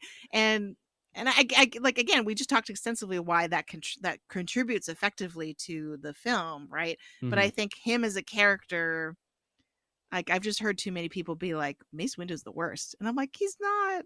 Like I don't want that for him. He gets scapegoated as the guy. Like George is like, someone needs to be the driver for like, on the one person on each shoulder, right? If one is Mace Windu, the other one's Palpatine, and then Anakin's like, well, he's offering me the deal here to save my wife. This one is not. He's literally about to commit a war crime in front of me, and even though I'm telling him, and that's the thing too that I always be like is like Anakin is right up to the point where he's like, no, he must stand trial, and then Mace starts to go down, and he's like, no, I need him. Okay, there it is. Right. Yes. You were right all the way up until you folded. There it is, Anakin. Oh, yep, there it is. You got selfish. But even like, and I understand that this ask relative to the first one is a lot less reasonable. Like I'm not actually calling for much change here necessarily. But there's one line in particular where he says, "For your own good, you must stay out of this affair. I sense a great deal of confusion in you, young Skywalker." And it's just like, just let him come along. Yes. Like, why? Like, it would have went so much better. Yeah. Kit Fisto didn't do a thing. Anakin could have at least held his own. Right. And even if he had been suspicious, right, which there's much confusion in you implies that he's like worried that he's going to be a risk, right? That like, I don't actually know which side you're on right now, so you're not coming with me. But that actually pushes Anakin towards the thing he's trying to prevent. Yeah, right? So, don't like, dangle the thing in front of the kid and then tell him no. Right. So yeah, those are my two. Maybe it could have been a little different. And that the second one, honestly, is just because Mace Windu is such a cool character otherwise that I just want better for him. I want him to have a better legacy than like, oh, you're the one who messed this up. Well, maybe they always tease like, is Mace Windu coming back ever? Right. That'd be a way to give him a little bit of more redemption. And there was a book that came out recently. I haven't read it yet, but I've heard good things about it. So it keeps Mace Windu at least in the top of the zeitgeist. Oh, that's good. There was actually a comic a few years back that was like a 5-issue series where it basically ended with Mace doing the same thing of like, now I don't think this helps your point at all. I think it actually goes against it, but it at least keeps Mace in the thing in the thick of the story of it all, where he literally has like a person who's unarmed and he's like, I shouldn't do this, and then walks away from it, versus Palpatine's right in front of him. He's literally told don't do this, he's unarmed, and then he's like, oh, I gotta take him out here. And that's, doesn't add to the situation, but more detracts not from helping. It. The Padme of it all is a consistent across these conversations so far. Is something that's come up a bit here. I think you're absolutely right. I wish we had some more clarity, because I've had to do some hoops through the years to either myself to think and process it, but also to talk to people who are like, I don't get it. Why'd she have to die? I don't think Palpatine would have ever let her live. So I always start with that. And it's, now that we've seen Clone Wars, and there have been some like Palpatine's able to manipulate the Force and take energy from people and move it various places. It's like, okay, there's the fan theory that he drained her life force and threw it in Anakin, or just drained her life force in general and then let her die. I don't know. I kind of like that one, that she was used her life force to then keep Anakin alive. That's kind of interesting. I like that from a variety of perspectives.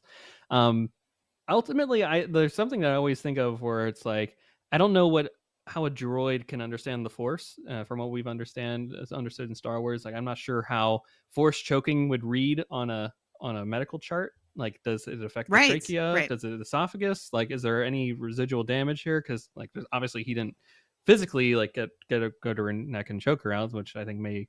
So I don't know how a droid would interpret that medical chart, and we're taking it off of them being like, I don't know, we don't understand it, right? For whatever reason, we're losing her.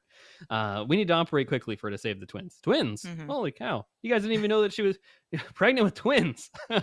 Holy cow, guys! Wow, Jedi are dropping the ball here on this one. She didn't even know she was Yeah. pregnant with twins. Let's Come on, campaign for better prenatal health in she's the she's Star about Wars galaxy. exactly. She's about to. If this story only takes place over the course of 7 days or so, and she's telling Anakin, and she's like, "Hey, we're gonna have a baby." You don't even know you're got twins cooking in the oven. Like, come on, you'd have known by this point.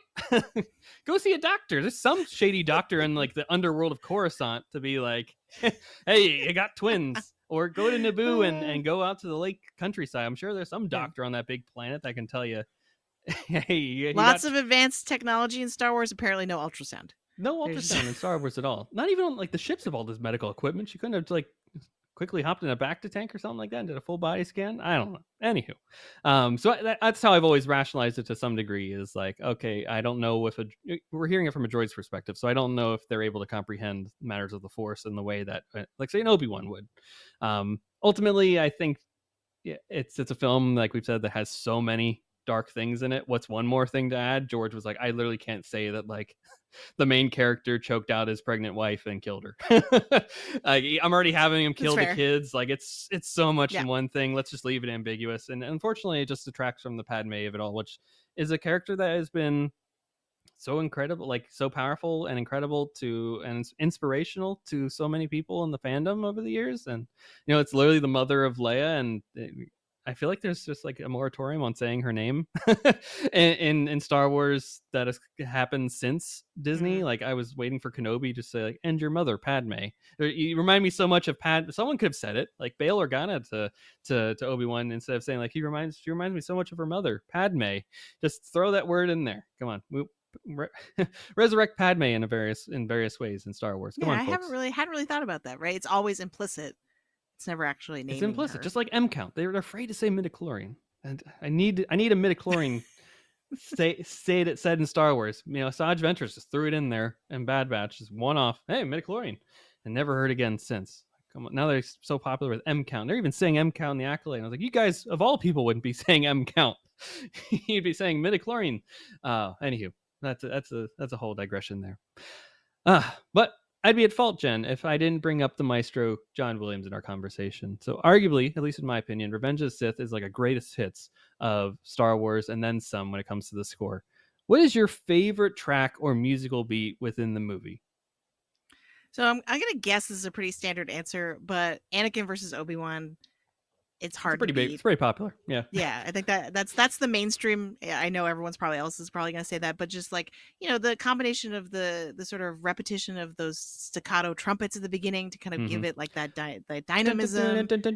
Yeah, and then the choral music kicks in. To me, like musically, that the use of a choir is what really separates the score for the prequel trilogy versus other Star Wars stories, even if they're also scored by John Williams, right? Like so to me it was a nice, continuity with Duel of the Fates, which is one of my favorite Star Wars musical pieces ever. And so that I think has to be the actual answer. But I was trying to think of another kind of less common answer. And this rewatch, there's the scene where, and it's kind of a weird scene, and no one really talks about it, I feel like, or at least I haven't heard anyone talk about it. But the intercutting of Padme and Anakin when they're kind of far apart, they're like across. Jen, this is a popular one too. Oh, it is? You thought you were underscoring. No, Padme's Ruminations is like the one that people have been gravitating to so far. I don't want to burst the bubble, but you're thinking on the same wavelength of everybody about how awesome this part is. I just never really stopped to listen to it super carefully until this time around, because you had asked this question. I was like, well, let me pay more attention to the music as like let me think about the music instead of paying attention to the rest of the movie, right? And this was the thing that really caught me by surprise, because it's not particularly conventional for John Williams, right? No, it's not. It's this like weird, like haunting kind of off, it's almost off key, and it almost sounds more like Hans Zimmer in Gladiator Sure. than Star Wars. And I think I like that about it. I like that it's like this weird anomaly in the score. And yeah, and probably fits what that scene is going for, right? Of the establishing the foreboding, and like being like, oh, they're no longer going to be connected in any kind of healthy way. Like this is too late for them, right? Like they're yeah, you're absolutely right. Like this sequence does all the talking. Like it's a scene where it has no audio speech, right? It's not like Padme and Anakin are saying things to each other. It's not like they're even saying things in the rooms respectively where they're at. They're just staring off seemingly at each other, but the distance in between them just keeps growing and growing and growing between them. Do people try to argue that they have some kind of force connection? Because I'm always like, never heard that before. But do you think that perhaps there's something going on there? I think that would be going a little too far, probably. But the editing of the scene almost implies, like, if you think back to Rey and Kylo Ren and how their scenes are intercut in order, specifically in order to establish that they have a connection to each other, it is pretty similar. So yeah, I don't know if I would go so far as to actually say that's what's happening, but I think that's a potential interpretation. I would say, at least for Anakin, the love is so strong to a point that that's what he's seeing is her on the other end, lonely and without help or assistance, and in his mind, like, this is when I have to make this choice, right? It's not necessarily I think the real answer of Anakin is no, I need him. Like, that's he's saying the stuff that he needs to say in order to, like, get to Mace Windu, but he really needs to keep Palpatine alive because he's willing to do what must be done, even if it's behind the scenes, it's secretive, in order to figure out the answer. So he needs him alive. That's the thing. Yeah. And that's the choice that he makes when he's staring off here. He's like, I'm thinking about Padme. I'm thinking about the kids. I can't lose them like I lost my mom. I will do everything I have to in order to do that. So I think the scene just brilliantly highlights that horrible choice that he's making right there. Yeah. And the distance between them two very much represents that she was potentially his last hope of pulling him back towards the light. But there's that pivotal scene, I think that happens, I don't know how soon before this happens, I can't quite remember, but where she also asks him to kind of like break the rules and do a favor for him. Like, can't you talk to the Chancellor? And he's like, not you too, right? Like, stop asking me to go against the Jedi. Yeah, exactly. As he's like looking at his like iPad. Right. And so I think that's sufficient setup to then say in this scene, right, she's lost him already, right? Like that she is no longer going to be that lifeline for him, that support, that he has kind of shut her out, ironically, right? Like, which she very early on, I can't remember which movie it's in, she's like, don't shut me out, right? Like, tell me what's going on. I feel like it's Attack of the Clones probably, but you know, I don't want to misquote that. But it's in this one. It's in this one. It's in this one? Okay. Yeah, it's when they're on the balcony. Like, it's after he has the dream. And then he's like, I don't want to talk about it because it's about you. And then he's like, they're about you and you die in childbirth. And she's like, oh, well. Oh, that's right. I'm alive now. I'm still here. Aren't you so in love with me? Oh. That's right. Yep. Yes. Good stuff. I love that track so much. Unironically, I'll just put it on as I'm working, and then, or at least I'll have Star Wars music playing, where, like, when I'm sitting at my desk and working, and then that sequence will come up, and then I just look out the window, and I feel like I'm Anakin. I just am transported to that singular space and time, and to, again, they have arguably, I would say, like, one of the most romantic love themes in Across the Stars between the two of them. And then this is like the breakup song in some way, right? Too, yeah, where it's like, oh man, this isn't good. This is as tragic as it can get. It's become distorted and toxic, and the music definitely reflects that for sure. And something that someone's brought up is like, this is because of the Clone War and the sieges, right? This Anakin and Padme haven't really seen each other since they had that altercation with Rush Clovis, where Anakin threw him out the door and was like choking him and throwing him around and all that stuff. And like, that's the last time theoretically that we know of, or they had seen each other before Anakin makes this crash landing on Coruscant, and then she's like, I'm pregnant. Oh boy, you're back, you're alive. They said you died out there. I didn't get a chance to send a message too much out to you. So they really haven't had a chance to like talk since then. So like, man, they're marital problems. Don't Anakin's 22. I think folks forget that so much. That's true. Padme's like 26. Like they're barely figuring things out. Like, man, on a whim, and when like death is around the corner on Geonosis, and they're like, well, I'll kiss you, we'll get married, we'll figure this out. And war happens, and how often are they actually together over the course of the 3 years? I don't know. I like the track Anakin's Betrayal. That's the Order 66 music. It always gets me because every time I hear it, I think of like Kiadi Mundi turning around and that look in his eye when he's like realizing what's happening here. Oh man, that just, it hurts. It hurts when like I knew it was coming too, but I didn't know like these are the thing again when like there's no music.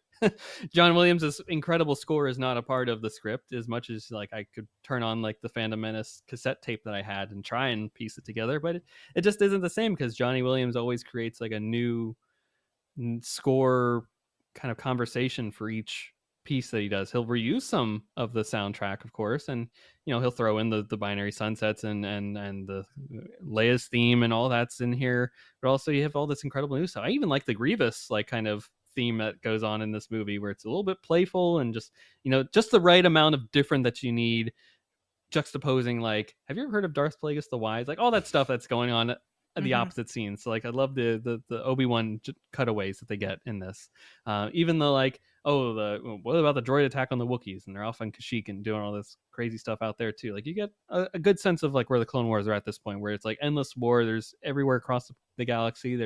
It's no end in sight until Palpatine's like, I'm ready to enact my next thing here. So that all works for me. I love Anakin's Betrayal too. I like that track a lot. That's usually in my no. So I said Anakin's Dark Deeds is the other one. That's usually in like my Spotify top 5 every year. Nice. So good. And for folks at home, that's the scene that plays out where Anakin is the music track that is playing, where Anakin is looking up at the sun at Mustafar as it's being blocked out, and he has the one tear going down his cheek, where he's like living through the consequences of what he's done, but he's like trying to talk him. In my head, he's talking himself internally of like, I'm doing this for a good reason. Like I have to do this, but then he just keeps going down that dark path where he's like, oh well, you turn, you brought him here to kill me. He's easily susceptible to things now. Once you go down that dark path, forever will dominate your destiny to some degree. So folks, yeah, I think John Williams just knocked out of the park with this one, and he's like, this is it theoretically. I didn't know there'd be another Star Wars, so I had to leave it all out in the line here and have a great blast with it, and I think he did. All the way from the intro drum beats of like once they're just you just hear the drums, and then the ships come out of the sky. Oh, great, so good. All right, Jen, last question here for you. What are your favorite moments in this movie? Now, we've listed a lot here, so you can feel free to rename some or share some that you're like, I didn't think of that before. You can list as many as you like. Favorite moments, go. Oh, this is really hard. So the one that we haven't mentioned yet is at the very end when Vader has his suit on and he says, is she safe? Is she all right? Kills me every time. That's the tragedy right there. It kills me every time. Man. And the reason that like I love that moment so much is because I think about the alternative choices that a filmmaker could have made in this, right? You know what I mean? Another version of this movie could have very easily leaned into the sort of grandeur of like, oh, he's Vader now, right? And it could have been very much like an act of bravado or aggression. Yeah. It's sort of similar to how people really like, including me, like the scene Vader is in at the end of Rogue One, right? Where they're like, yeah, like get it, sure. Vader, like they like seeing his raw power, right? And I think this moment could have been like that, but instead they chose to lean into, like you said, the tragedy of it, and the fact that even through all of this, it really reminds us that he did all of this out of this fear for Padme's life, right? And that out of the love that he had for her, not because he was necessarily seeking power for his own gain, right? And that and then there's a vulnerability there that I think is very powerful. so so that's the thing we haven't really talked about yet. That would be, probably be towards the top of my list. Also, just like the ending, they crushed the ending. Like it's like Sure did. this the intercutting between Padme on the operating table and Anakin on the operating she dies table as he rises in this new life. The editing there is great. Yes, yeah. So that's kind of my I'm smuggling in a second answer kind of on my coattails of that one. And then another one is like my favorite fight scene that is not the one that people usually pick is Kenobi versus Grievous on Utapau. I really like that fight scene, and just the moment where he reveals that he has 4 arms and 4 lightsabers. Did it blow your mind in the I become theater? a little kid again every time I see that. Like it's so cool. And and also shout out to Boga the Varactyl, like so sad too. Such a great mount to hear that sound. Yes, yeah. It's so it's it haunts my dreams. So that's a good one. And then I feel like an important scene, and this kind of like echoes what we were talking about earlier, but is when Anakin says, "You're the Sith Lord." Now, like that sounds like a very memeable line right there, but I do think it's really important that we see his Jedi instincts kick in that moment first, right? And that that he ignites his lightsaber. He says he wants to kill Palpatine. I think it's so crucial that we get that before we get his actual fall. And I think and then he overthinks it, and then that was his instinct, right? Like it and the way that the dialogue works and the action kind of work together in that whole sequence is, it really feels like sand kind of like falling between his fingers, right? Where he's just kind of like he's on the right track, and then it slips away so quickly, and he's so confused. And I think that like it's just really, really well done. And again, very crucial to the themes that we were sort of talking about earlier with like, okay, here's how the explanation of him turning to the dark side actually works well. But yeah, I think those are ones I want to shout out. There's plenty more that I have on here, but those are the ones I think that really stand out. The other one to me that really got me this time around was watching Yoda fall to his knees during Order 66. It drops the cane too.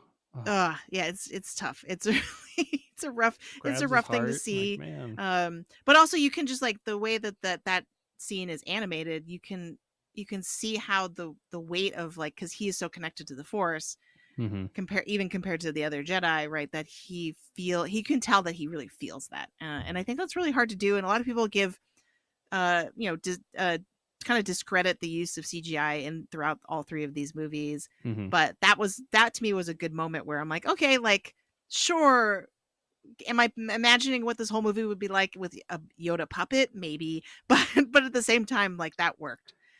So I'm not so sure the puppet would have worked in that battle between. Very true, and the flips and the stuff. Yeah, like plenty of it makes sense as CGI for sure. Totally. Yeah. Phantom Menace puppet Yoda may not have been flipping around the Senate like that. At an end, your rule is not short enough. It was. You just listed off like a greatest hits of awesome sequences in this movie. I particularly also enjoy like ending your Vader moment too. The way Hayden's eyes look when the mask is coming down on him, and you're like, oh man, this is his tomb. This is it. Like he's not getting off, like that's not coming off fully without like being in his egg breathing apparatus kind of thing that he has until Luke takes it off. Like this is it. He's trapped in his choice, and there's no getting out of it until Luke takes the mask off him. A beautiful poetic between 3 and 6 there, and you get that journey in between there. So I think that really rocks. I know a lot of people are like, oh, I like the know that he does afterwards too, because he's like, oh man, I did all this for nothing.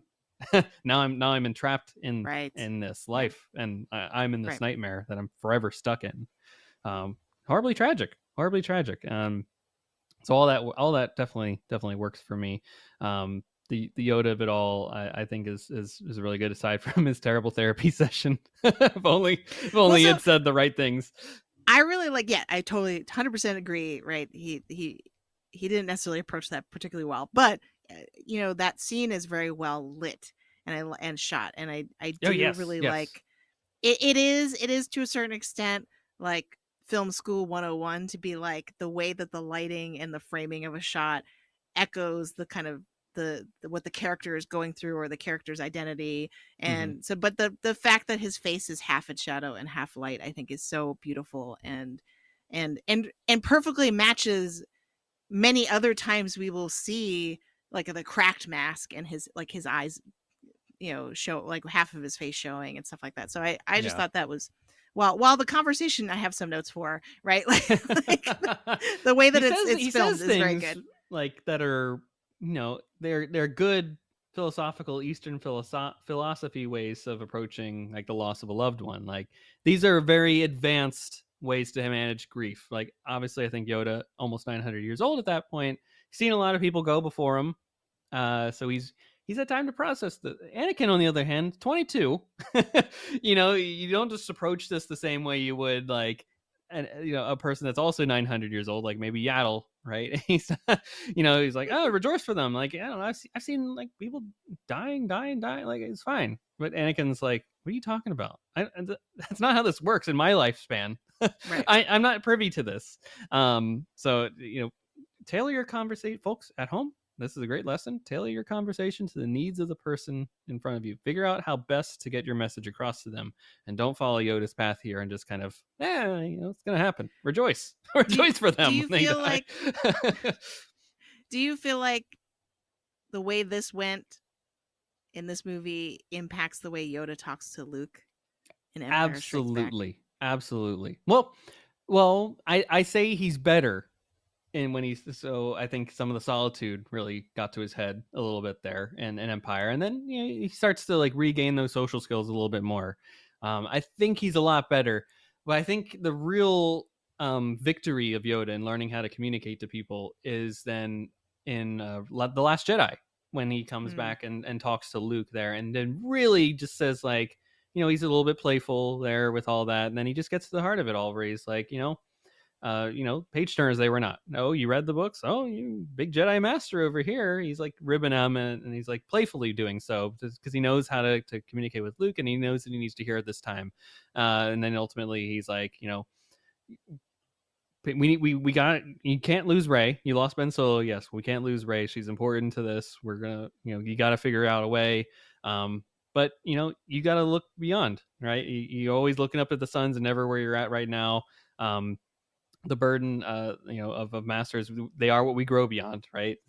You can teach all you want and pass on what you learned, but you didn't pass on your failures, and that's exactly the thing that is so powerful and important. That I think it's also Yoda talking to himself. He didn't necessarily pass on his failures too and reflect on them. So in his life, and then in passing and overcoming that, he's able to instill that to Luke, who's then able to instill that within Rey and others beyond them. So that's, I think, his ultimate victory there. He's gotten better. He's practiced a bit more. He's learned in his solitude a bit more. But that last one there, at least right now in canon, is where I would say he's really stepped up his game in his therapy one-on-one sessions. Yeah, and the events of this film really provide so much context for him saying the greatest teacher failure is, right? Like you really can believe that because this is a pretty big failure.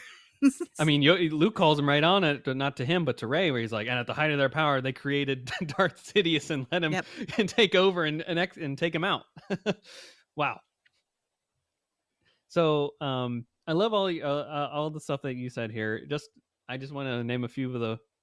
This is a film that has so many dark beats, and we've listed them all. They're very traumatizing and dramatic. There's a lot of wacky, fun stuff though in this, where I just wanted to highlight. So the pregnancy droids at the end, where they're just like ooh pa. It doesn't need to be there. Who decided that they're just gonna make a sound? Just mind-boggling. Another happy landing. I always think that's a funny little bit there. Yes. When they get caught in the ray shields on Grievous's ship, and they're like, wait, we're smarter than this, and they're like, apparently not. Yes. that whole sequence is so fun. My favorite line from it is when Anakin says, my ability to pilot the ship is pretty irrelevant. Yes, we are still flying half a ship. I like the wink and nod to the fans. They're like, leave him or we'll never make it. It's like his fate will be the same as ours. And yeah, you'll all die on a Death Star. Yep, that will happen. Oh, nice. That's a good one, folks. Sith lords are a speciality. And the fun joke in my head, at least, of my powers have doubled since the last time we met Count, which now having the Clone Wars where they literally meet each other every like week. It's like, oh, you mean last week when we just crossed paths for breakfast? Your powers have doubled since then. Oh, you mean like, oh, when I cut your arm off? That's actually what you meant 2 years ago, and then they created this whole mini series that takes place over 7 seasons in between. Oh. Or the fact that like the Grievous and him couldn't meet, so they had to like constantly write them outside of scenes with each other, or just like miss each other because he has to be like, oh, you're taller than expected, or you're shorter than I expected, all that stuff. Like just those fun quirky things that they have to implement within Star Wars in order to make this happen. And ultimately, you get a little Jar Jar, sorry, as he's walking past. The one line he gets as he's going through there. So justice for Jar Jar, folks. And yeah, that's it. That's all I got for this film. We really dissected this thing. There's always more to talk about in the Revenge of the Sith. So I always love getting a variety of perspectives. And Jen, thank you so much for coming on the show to share your stories, your insights, your opinions on this film, and just to celebrate 20 years of this climactic film of the Star Wars saga. So thank you so much for doing that. And Jen, where can the folks find you online in the Long Take Review if they want to continue the conversation or to hear what you guys got coming out pretty soon? Yeah, you can find me on Instagram, Threads, and Blue Sky at Sopchockchai, Sopchockchai. And if you visit my Substack, thelongtake.substack.com, you can find both the Long Take Review podcast, which is, our tagline is 4 professors who talk film, providing insight, not assigning homework. We can thank my co-host PT for coming up with that one. And we cover we're usually reviewing new movies. We do some Oscar retrospectives. We're usually covering award season, all that good stuff. But you can also find on there my written reviews, where I do weekly episode breakdowns of any new Marvel and Star Wars series. Obviously, if we were to get another Star Wars movie at some point, I would review that also in theory. But right now I'm doing Daredevil Born Again. And nice. I'm sure like once Andor season 2 gets started, I'm going to be doing, I don't know how I'm going to do it, because when we get a movie a week, yes, it's going to be a lot, but I'm willing to do it for that show. Anything for Andor. It'll be worth it. Yes, exactly. Like I'm willing to put in the work because Tony Gilroy has. It's fine. I'm trying to think now frantically. Did I forget anything? Is Greg going to yell at me later because I forgot to mention something? Sorry, Greg, if I forgot. I'm blanking out now. But yeah, and thank you so much for having me on. It's been a pleasure. It's been Revenge of the Sith season. I was on podcast Stardust not that long ago, talking about the scene actually that you shouted out, where the original fight with Dooku and the happy landing. That was the micro scene that we dissected, and it was really fun. And so thanks for helping me celebrate this film. I can't wait to hear the rest of the episode so I can compare notes with everyone else. Of course. Well, thank you again for hopping on. We'll certainly get you back on the show for something in the near future. There's a plethora of new Star Wars. I mean, they just announced a new animated thing today, so I can't believe there's always something in that the was galaxy. mind-blowing. Yeah, I was like, why aren't we saving that for Celebration? Like, it's not that far away. Why aren't we saving it for Celebration? Why aren't we saving it so that it's not in the middle of Andor? So like there's multiple Star Wars things competing with each other again. I don't know. We didn't have to release that on May 4th, but I'm not complaining. I'm only just complaining from the podcaster perspective of like, gotta cover all this stuff to some degree. I do like the tradition that has been established now of May 4th, we get some kind of animated thing dropped. Yeah. So it's been nice to have that. And of course, Asajj Ventress and Cad Bane. It's nice to revisit some beloved characters, and maybe we'll get some more answers of the how did Asajj come back kind of deal. Like, what was her deal? Where did she get her haircut? That's the more important question, Anthony. I don't know. We'll figure this out. Maybe. Also, maybe. I don't know if I'm going to be able to handle baby Cad Bane. Like. Oh yeah. Oh. Will we? Are any of us prepared? I don't know. No. I don't know. Also, he might survive the Book of Boba Fett. Who knows when it takes place? We think he died. Star Wars. We think he died, but again, characters come back as we know it. Well, all right, folks. We'll be back next week with part 4 of the Revenge of the Sith conversations. So I hope you've been enjoying them so far. I certainly have. And until then, may the Force be with you. Take care.